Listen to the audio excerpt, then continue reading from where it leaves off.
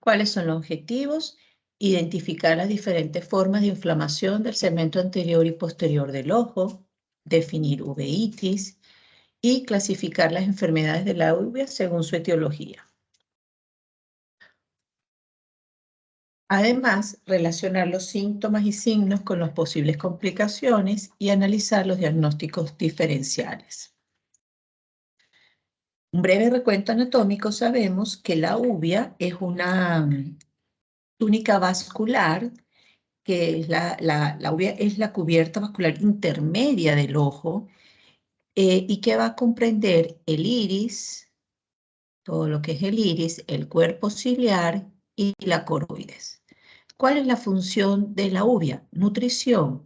¿Y cómo va a estar irrigada? Por las arterias ciliares anteriores y posteriores, y el drenaje venoso va a estar dado por las venas vorticosas. Sabemos que el iris es un diafragma delgado que es circular y que va a separar el componente acuoso en cámara anterior y cámara posterior. Es importante recordar embriológicamente que del neuroectodermo es que se va a originar el esfínter y el dilatador del iris, el epitelio iridiano posterior y el epitelio del cuerpo ciliar. Y de la cresta neural se va a originar el estroma coroideo y el iridiano. El cuerpo ciliar está formado por dos procesos, que son la pars plicata y la pars plana. Las pars plicata son los procesos ciliares y son de más o menos de 1.5 milímetros de ancho y son entre 70 a 75 procesos. Y la pars plana es la que tiene aproximadamente un 3 a un de 3.5 a 4 milímetros de ancho. La coroides es la que va desde la ora serrata al nervio óptico y tiene 2 milímetros de espesor.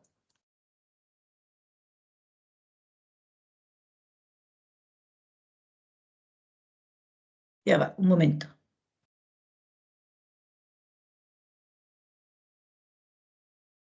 Dentro de las patologías del tracto uvear tenemos las congénitas, las inflamatorias y las tumorales y las traumáticas.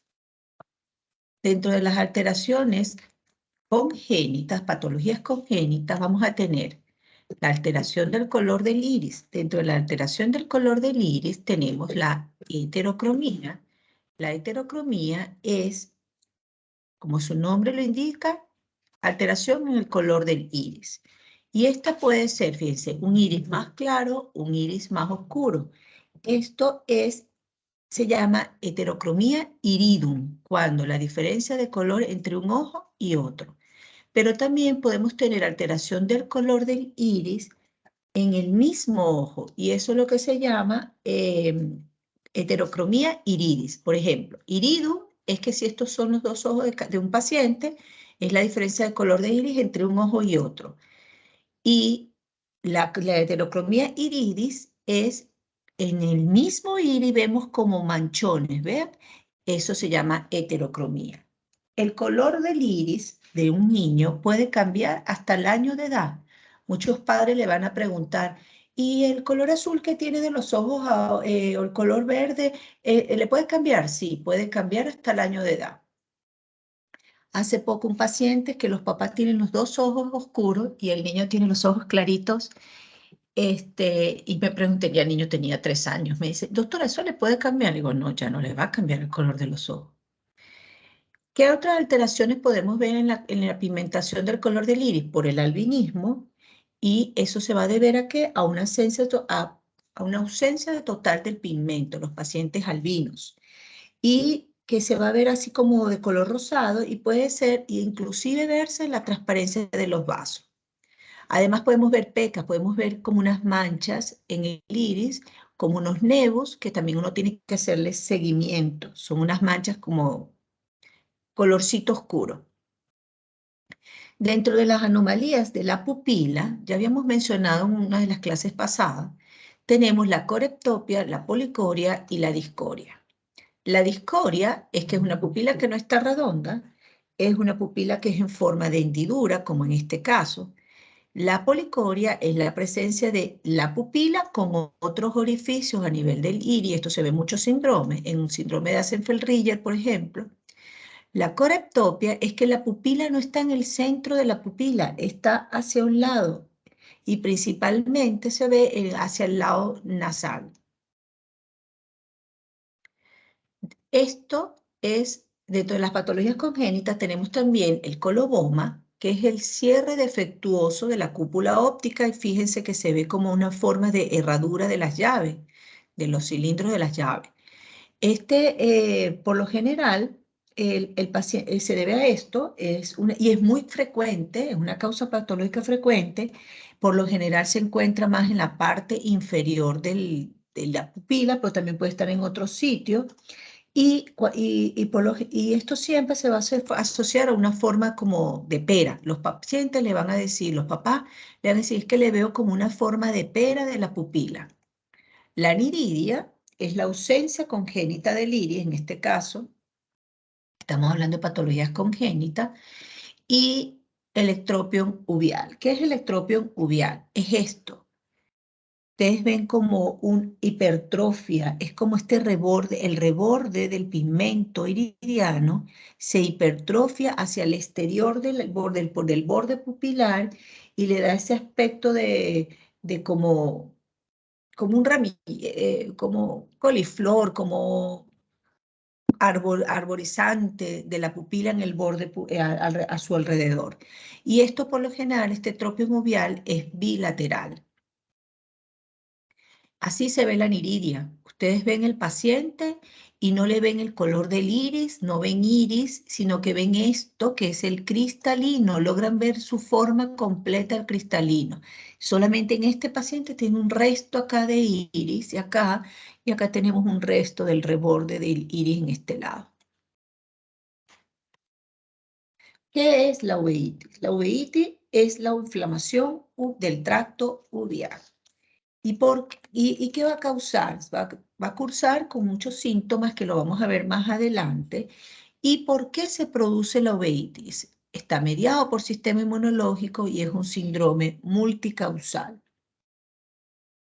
Tiene una epidemiología de 15 a 17 casos por 100.000 habitantes.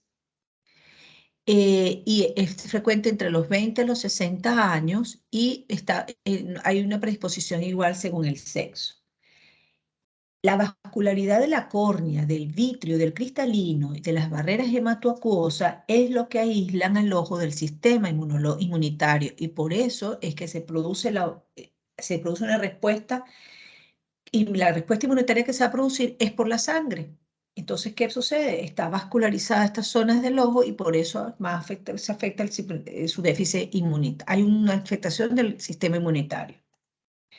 ¿Qué va a pasar en el tracto uveal? En cambio, en el tracto uveal va a presentar células inmunocompetentes que pueden producir una respuesta sistémica que es bien sea generalizada o localizada ante la presencia de un antígeno específico. Por eso esta respuesta inmunitaria no se puede dar en en las estructuras que son avasculares. ¿Cómo podemos clasificar la uveitis? Según su localización, según el curso, según la patología y según los factores etiológicos. Según su localización, la más frecuente es la anterior, le sigue la posterior, luego la intermedia y luego la panuveitis. Vamos a ir hablando una por una de ellas. La uveitis anterior, tal cual como se pinta acá en la figura, acá está, ahí está. La uveitis anterior es principalmente a quién está afectada, qué estructura, el iris, o sea, puede haber solo inflamación del iris o puede haber inflamación tanto del iris como del cuerpo ciliar. Ahí está. Esto es iritis y esto es iridociclitis, inflamación del cuerpo ciliar y del iris. ¿Cuándo es uveitis intermedia? Cuando se produce una pars planitis que afecta predominantemente el humor vítreo, en este caso, la pars planitis acá. ¿Qué vamos a ver? Alterado. ¿Cómo lo vamos a saber? El que está afectado examinando el humor vítreo. La uveitis posterior En ella se puede producir la retinitis, la coroiditis, la vasculitis y la neuroretinitis. Está afectada todas las capas del segmento posterior o puede estar afectada solamente cada una por separado. Cuando hablamos de panuveitis, la panuveitis es difusa, afecta todo el tracto uveal no se evidencia un foco predominantemente de dónde está la inflamación. Está afectada todas las capas de la uvea. Y cuando hablamos de endoftalmitis, es una inflamación severa también del globo ocular, con frecuencias así de purulenta, y va a afectar a todos los tejidos intraoculares, pero no se afecta a la esclera. Y eso es lo que la diferencia de la panoftalmitis, donde va a estar afectado todo el globo ocular y también va a haber una extensión orbitaria. Fíjense aquí la severidad, aquí no se afecta tanto la esclera, va a haber una hiperemia, pero en este caso ya hay una afectación de toda la esclera. Y ahí hablamos de panoftalmitis. Según el curso, ¿cómo clasificamos las uveitis? En agudas, según de remisión, crónicas, recurrentes y resistentes. Según la lateralidad, la vamos a clasificar en unilateral, bilateral y según la patología en granulomatosa y no granulomatosa.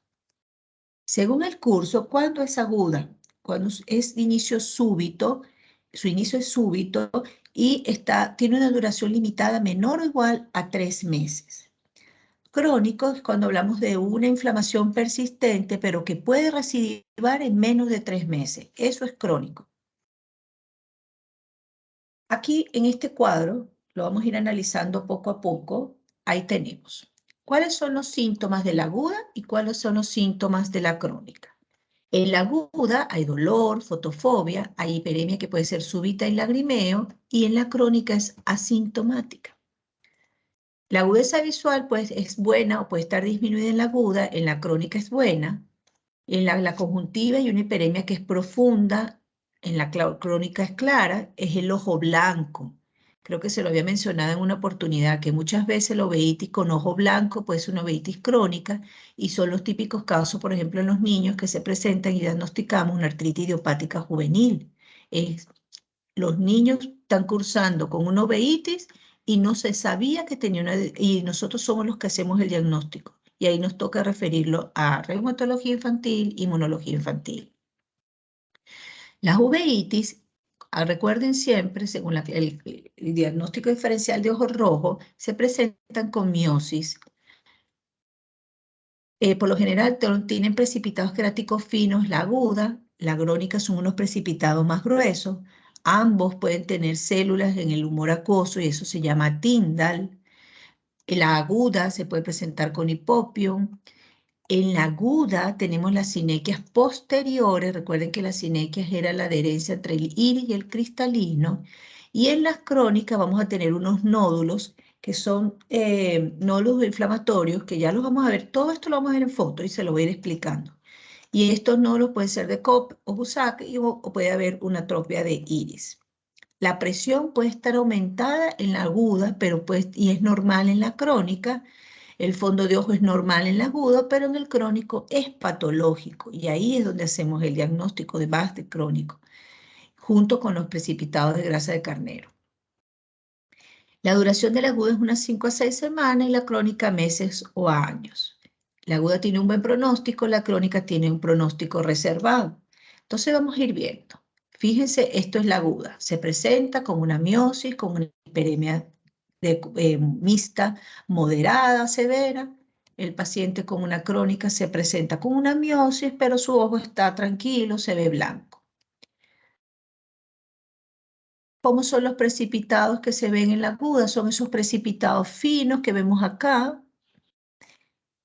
En cambio, en la crónica vemos estos precipitados en grasas de carnero que son como más gruesos, son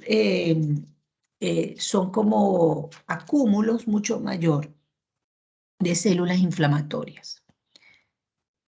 ¿Cómo se presenta la aguda? Con el hipopio.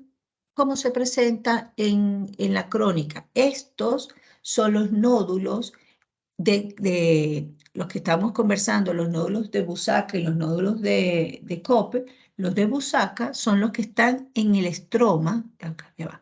Estos que están en el borde son los de Koppe. Y estos nódulos que vemos acá son los de Busacca. Los de Koppe están en el borde de la pupila, como este que está acá, y los de Busacca son nódulos que están a nivel en el estroma del iris. Estas son sinequias, fíjense que el iris, la pupila, está pegada al cristalino, son sinequias posteriores. Según el curso, ¿cómo clasificamos las uveitis? Recurrentes, de remisión y resistentes. Las recurrentes son los episodios repetidos de uveitis que van a estar separados por periodo de inactividad por 3 meses, sin tratamiento. La remisión es una enfermedad inactiva que luego de interrumpir el tratamiento aparece. Cuando interrumpes el tratamiento por 3 meses, aparece, y eso se habla de uveitis en remisión. Y la resistente, como su nombre lo indica, es resistente a los esteroides sin mejoría clínica a pesar de recibir el tratamiento dosis máxima por 2 semanas.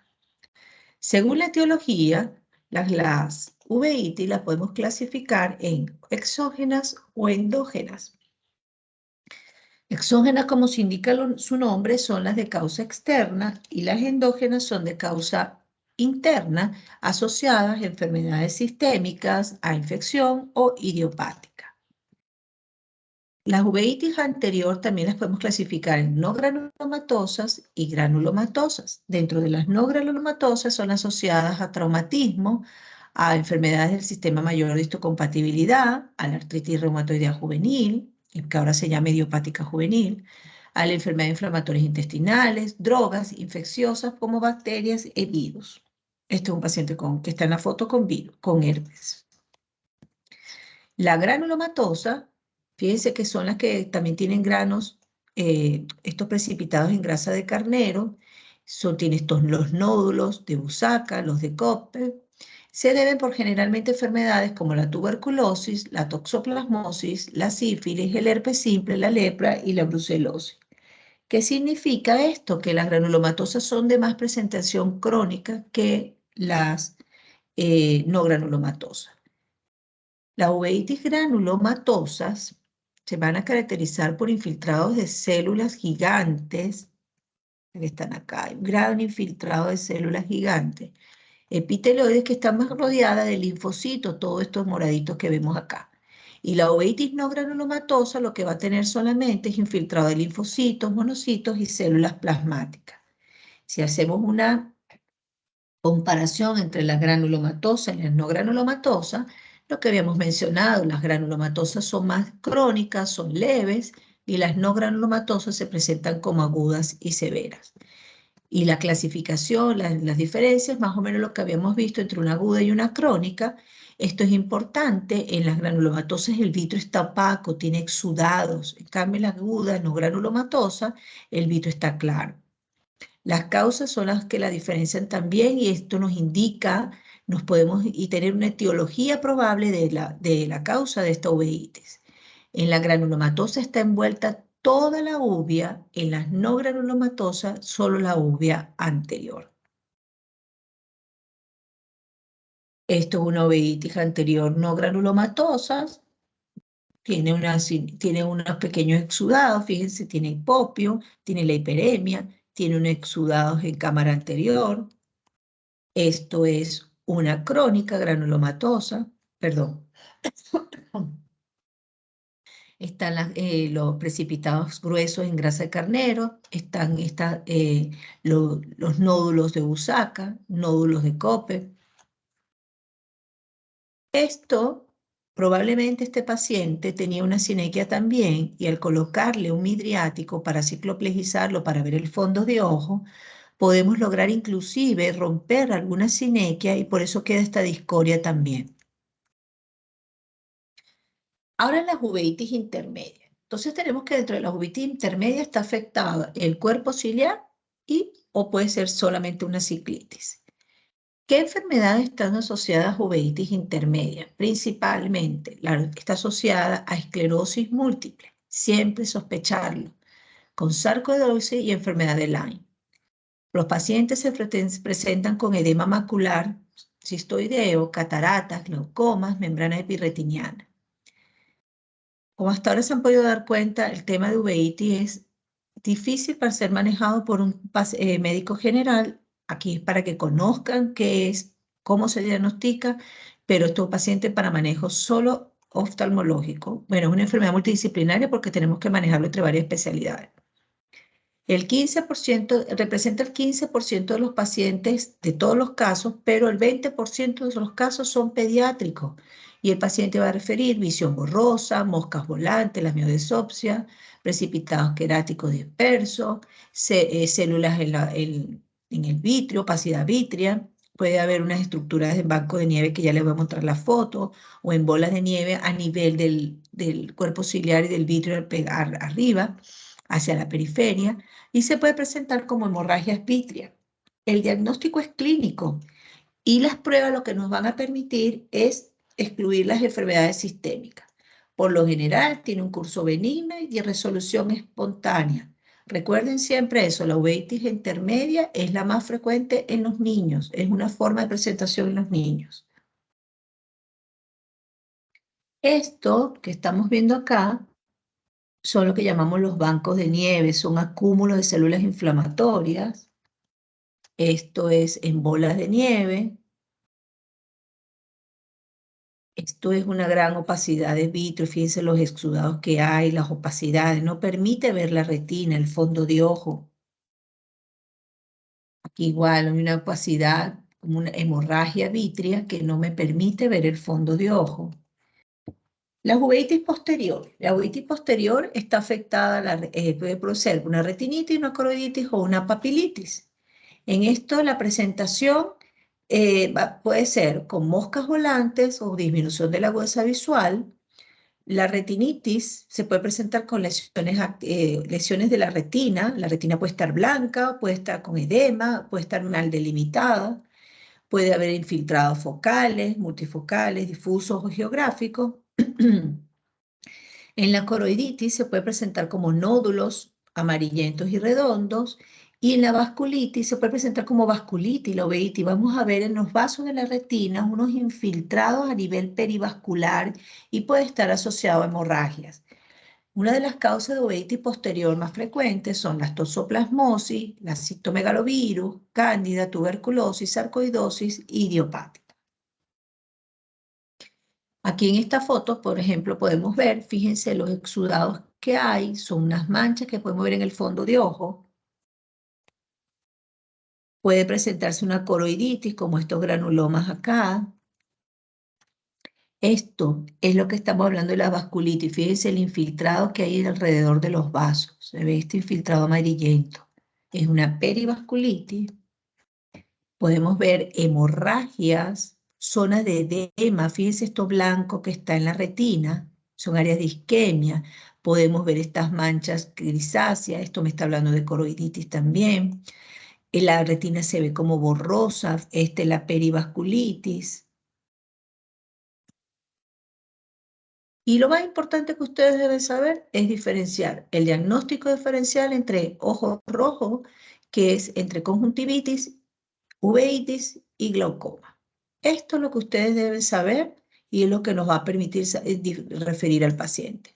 El paciente tiene dolor, tiene el ojo rojo, tiene dolor, no tiene dolor, la agudeza visual está normal, no hay sino simple hiperemia, los restos de la cámara anterior, pupila, córnea, tocan el ojo, lo sienten normal, no se siente duro, el iris se ve normal, es una conjuntivitis.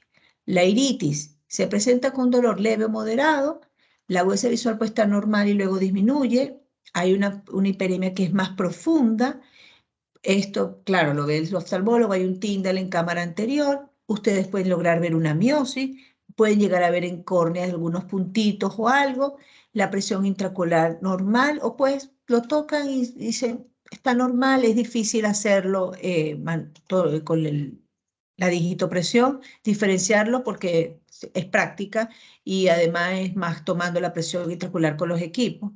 Y esto es importante, si ustedes ven cinequia, si ven que la pupila no está redonda, que está pegada, que está en miosis, que se ve como fija ahí, es el diagnóstico de una uveitis. En cambio, si ustedes ven que la pupila está dilatada, que el iris se ve como bombado, se ve así como inflamado, que tocan el ojo y se siente duro, que el paciente tiene mucho dolor, que la visión está disminuida, entonces ya estamos ante presencia de un glaucoma. Ese es el cuadro que ustedes tienen que manejar. Brevemente vamos a hablar de algunas patologías frecuentes, como es la toxoplasmosis, enfermedad transmitida por el gato, se debe por el consumo de alimentos contaminados, va a presentarse con dolor y ojo rojo, disminución de la agudeza visual, metamorfosis miodesócea. Recuerden que es una causa de uveitis posterior. Además, puede ser congénito. A esos pacientes que nacen con, recuerdan TORCH, que lo mencionamos, hay que diagnosticar toxoplasmosis. Esos pacientes que tienen una leucocoria, hay que diagnosticar, hay que de referirlo a pediatría. Se presentan el 80% con corioretinitis. Este es el ciclo del toxoplasma gondii. Esto ustedes lo pueden ver con una simple luz. Esto está indicativo de una toxoplasmosis. Esto en algunos medios, porque no es tan frecuente en Chile la toxoplasmosis, pero ahora se ha visto un repunte por la inmigración de muchos que se está viendo en Chile, se ha aumentado los casos más de toxoplasmosis, pero no porque se diagnostiquen acá, sino que vienen ya con la toxoplasmosis, pero igual uno la debe tener presente por el perro. Habíamos hablado ya de las congénitas, que es si es en el primer trimestre del embarazo va a producir aborto, si es en el segundo trimestre cicatrices maculares, y si es en el tercer trimestre va a producir convulsiones, parálisis hidrocefálica y afectación de la visceral. En la adquirida puede pasar subclínicamente y el paciente no se da cuenta, al menos de que tenga una adenopatía, puede producir meningoencefalitis, puede ser un exantema. Este es el cuadro clínico de la toxoplasmosis, tiene una presidez súbita, moscas volantes, disminución de la agudeza visual, puede llegar a producir la uveitis anterior granulomatosa y una uveitis posterior. Esta es la cicatriz que ustedes pueden ver en el fondo de ojo que les hace sospechar de una uveitis, de una corioretinitis por toxoplasmosis. Fíjense que se ve, no, es como si no hubiera retina y están viendo los vasos abajo de la coroide.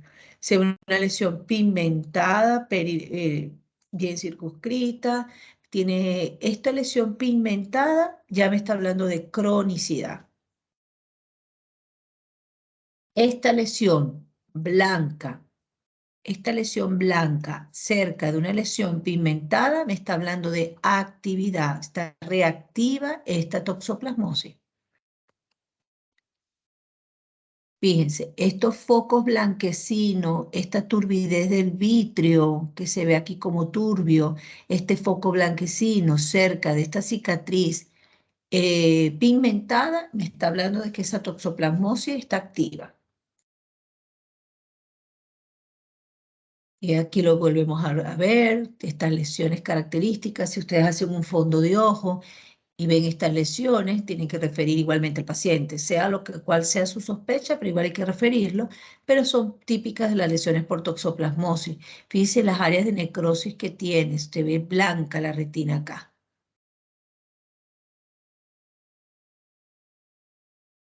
Este es el tratamiento que utilizamos en la toxoplasmosis, que es de manejo oftalmológico. ¿Cuáles son las complicaciones de la toxoplasmosis? Se afecta directamente a la mácula. Es lo más frecuente, hay un mal pronóstico visual, o si hay una afectación secundaria de la cabeza del nervio óptico. ¿Y cuáles son las infrecuentes? Desprendimiento de retina, las oclusiones de grandes vasos y el edema macular. La toxocariasis, que también tenemos que la transmitida por el perro, lo dije, sí, claro, toxoplasmosis por el gato y toxocariasis por el perro, también por alimentos contaminados. Una diferencia con la toxoplasmosis es que la toxocariasis por lo general es unilateral y que tiene tres formas de presentarse. Se puede presentar como una endoftalmitis crónica, como un granuloma posterior o un granuloma periférico. Y los pacientes se presentan con leucocoria y estrabismo, por eso hay que descartar igualmente torcho. Este es un granuloma posterior, hay un granuloma aquí también, y esto es un granuloma periférico. Es la enfermedad transmitida por los perros, el Toxocara canis. Y acá tenemos, fíjense, la leucocoria, un paciente que se presenta con leucocoria y el ojo está desviado un poco hacia adentro, una endotropia. Principalmente se presentan en la endoftalmitis crónica en pacientes entre 2 y 9 años. Los pacientes tienen, fíjense, esto es el vitrio. Fíjense cómo hay un exudado denso acá y hay como una banda de tracción de la retina. Este es un granuloma posterior, está sobre la mácula, muy mal pronóstico visual, tiene una banda inclusive que llega hasta el nervio óptico.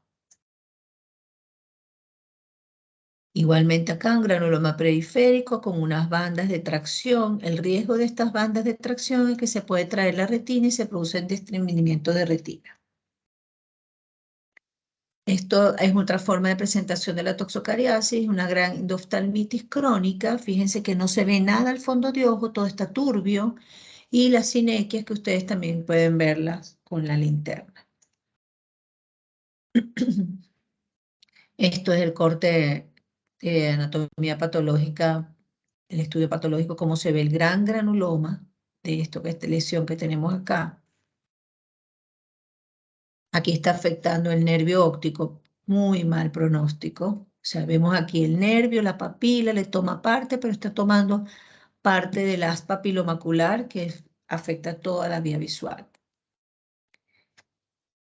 Este es otro granuloma granuloma periférico, perdón. La citomegalovirus. El citomegalovirus afecta la retina y produce una necrosis retiniana muy severa. Se ha relacionado mucho con pacientes con HIV, pacientes con SIDA, son unas lesiones una patología adquirida de infecciones nosocomiales del paciente con SIDA. Progresan lentamente.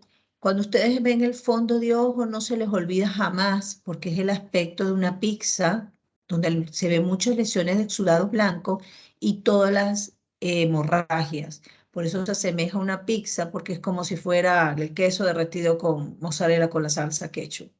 Entonces, por eso siempre que uno lo ve, uno se acuerda del aspecto de una pizza. La tuberculosis, que tampoco es muy frecuente, también va a producir lesiones en el fondo de ojo, una uveitis que es granulomatosa, puede producir alteraciones en la mácula, que es lo más importante que llega a producir, y del nervio óptico. Y en la mácula produce estas lesiones.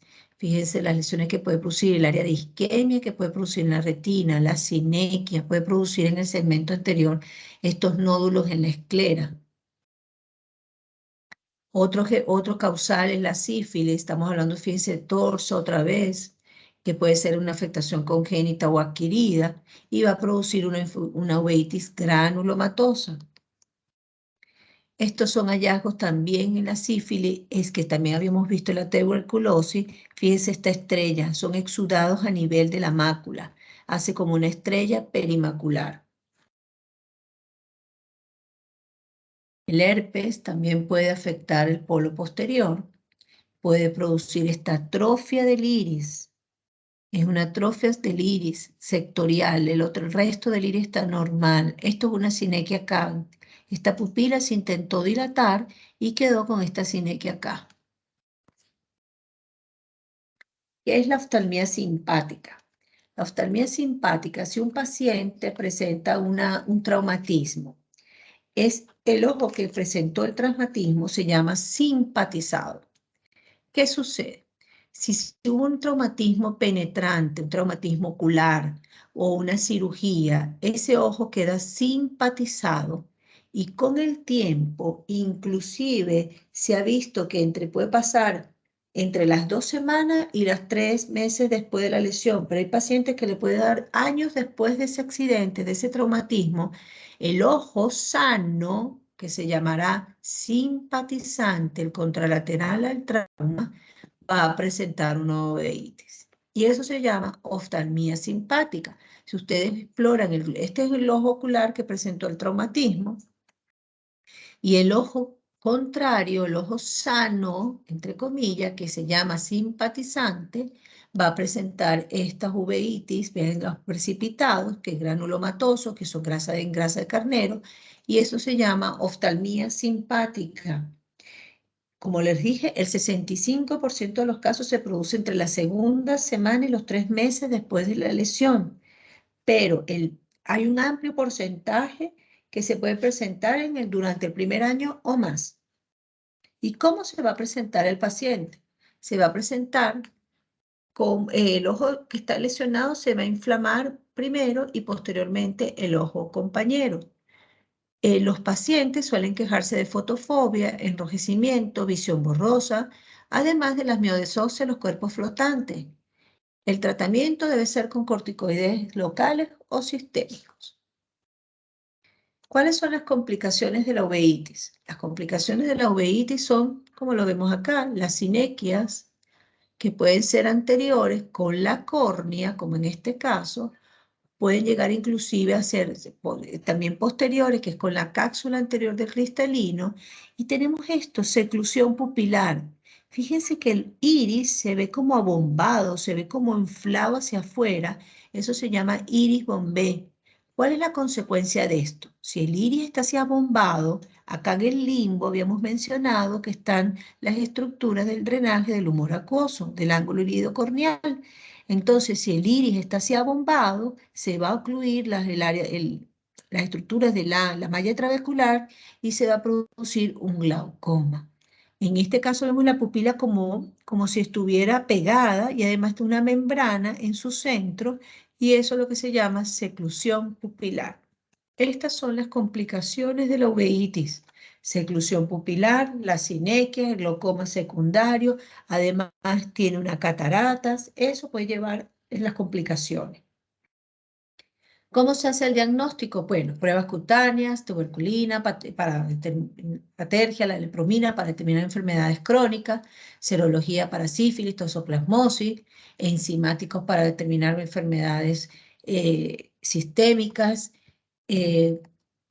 pruebas radiológicas para tórax, articulaciones, TAC, resonancia para descartar esclerosis, tuberculosis, cualquier enfermedad reumatológica, pruebas de imágenes que utilizan a nivel oftalmológico. Hay pruebas de OCT, que es de tomografía de coherencia óptica del nervio y de la mácula, se hace tinciones, se coloca colorantes intravenosos para tomar una fotografías, que es lo que llamamos angiofluoresceína, fotográfica de la retina. Podemos llegar a hacer inclusive biopsias de estructuras como el humor acuoso, se puede tomar muestras de conjuntiva para evaluar y diagnosticar los casos de uveitis. ¿Cuál es el tratamiento? El tratamiento es midriático. ¿Qué hacen los midriátricos? Paralizar la contracción del músculo ciliar y del esfínter del iris, con lo que disminuye el dolor, proporciona bienestar. Y además, al colocar los midriáticos, yo puedo estar haciendo que se rompan estas sinequias y además prevenir que se formen las sinequias, porque si la pupila se queda en miosis durante el proceso agudo de una uveitis, se va a pegar y va a formarse la sinequia. El tratamiento es con corticoides tópicos, tanto para la uveitis anterior aguda como la anterior crónica.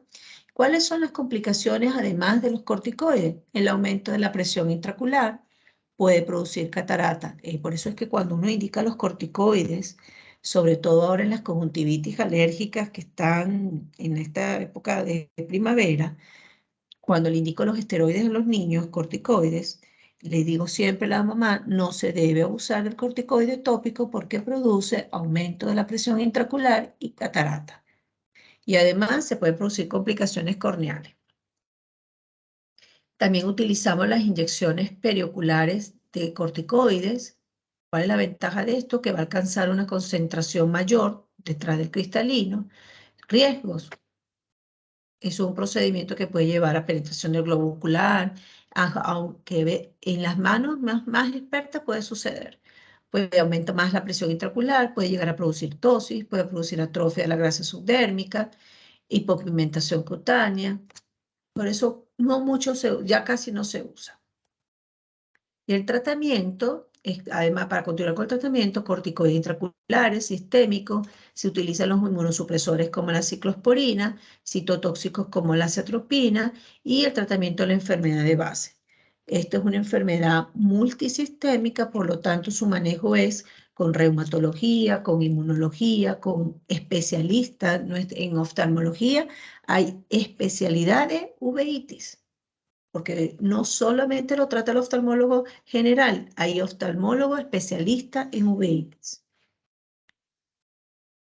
Dentro de las patologías tumorales de la uvea, tenemos los tumores benignos primarios, pigmentados, como este que está acá, que es un nevus del iris, no tiene ningún criterio de malignidad, y los no pigmentados, como es el hemangioma coroideo y los osteomas coroideos, que solamente por conocimiento para que lo sepan que existen.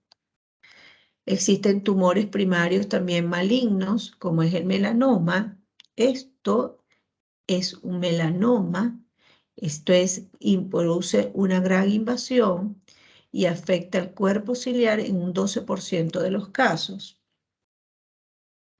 También existen los tumores a nivel de coroideo, como en este caso, este es un melanoma coroideo y fíjense que no, es un melanoma y no está pigmentado y es maligno. Y es el tumor primario más frecuente en los adultos, maligno. Pueden tener una aparición de novo o nevus persistente, puede producir visión borrosa, metamorfosia, fotopsia y defectos del campo visual. Existen además estos melanomas que sí son pigmentados, esos son melanomas también malignos, y va a producir, es como una masa marrón, y puede llegar a producir estos grandes desprendimientos de retina. Fíjense, esto es un corte de este ojo y esto es la retina totalmente desprendida, y si hacemos un corte sagital de este globo ocular o transversal, podemos ver la retina toda desprendida acá y este es el gran tumor. Patologías traumáticas de la uvea, como ya habíamos visto en unas diapositivas, esta es fíjense que el iris se desprendió de su base. Esto es un traumatismo iridiano. Esto es lo que se puede suturar. Este es un traumatismo de la uvea, se presenta con ifema. Esta es una herida córneo-escleral, donde va a haber un prolapso uveal. Y podríamos estar hablando de uvea todo el día, pero creo que ya lo sobrecargaría. Cuéntenme si tienen alguna pregunta. Esta es una patología de manejo netamente por oftalmología. Ustedes pueden, como les dije, darle bienestar al paciente, pueden disminuir el dolor, pueden inclusive estos pacientes por el dolor pueden llegar a tener náuseas, hay que controlarlas también y referir al paciente. ¿Tienen alguna pregunta? Doctora, ¿sí puede repetir los tips para diferenciarla de una conjuntivitis, por favor? Ok. Entonces, vámonos otra vez acá, para que lo veamos con el cuadro.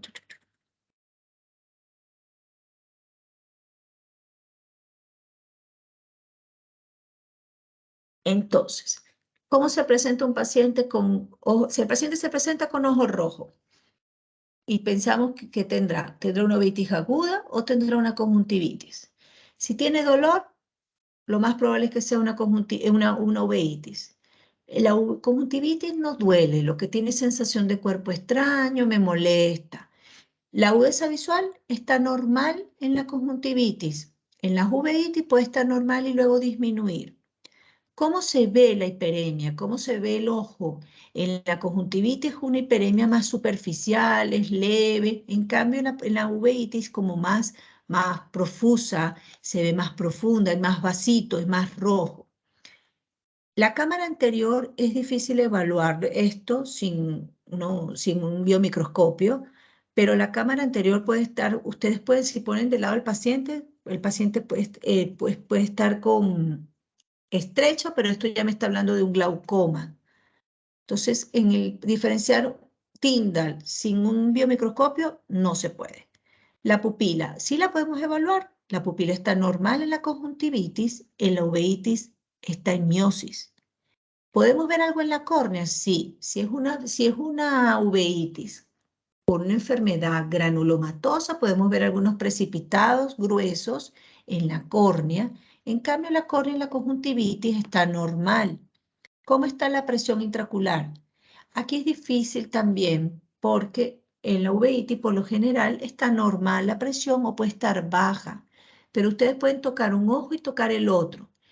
Ay, este está como más blandito que este. Puedes tener una aproximación de que la presión está más disminuida, pero por lo general está normal, tanto en la conjuntivitis como en la uveitis. ¿Cómo se ve en la conjuntivitis el iris? Normal. En el iris podemos ver que la pupila, el iris está como discórico, está como pegado, se está haciendo una sinequia, no responde bien con la iluminación, probablemente se está haciendo una sinequia. Eso es el principal diagnóstico diferencial. Gracias, doctora. ¿Y la iritis siempre se presenta con fotofobia? Sí, los pacientes tienen dolor, tienen fotofobia, le molesta la luz. Puede estar, sí.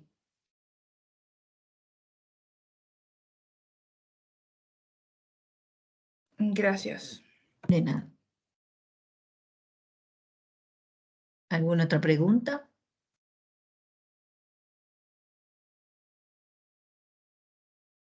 Bueno, niños, ya la semana que viene, ya la doctora Reaza les va a dar otra clase, no va a ser siempre yo. Cualquier duda, tienen mi correo, me pueden escribir, que con gusto les respondo. Que descansen, nos vemos. Chao. Chao, gracias, que Chao, esté bien. doctora. De Gracias, nada, doctora, chao, que esté bien. chao. Chao. Chao, gracias. De nada, Chao, chao. gracias.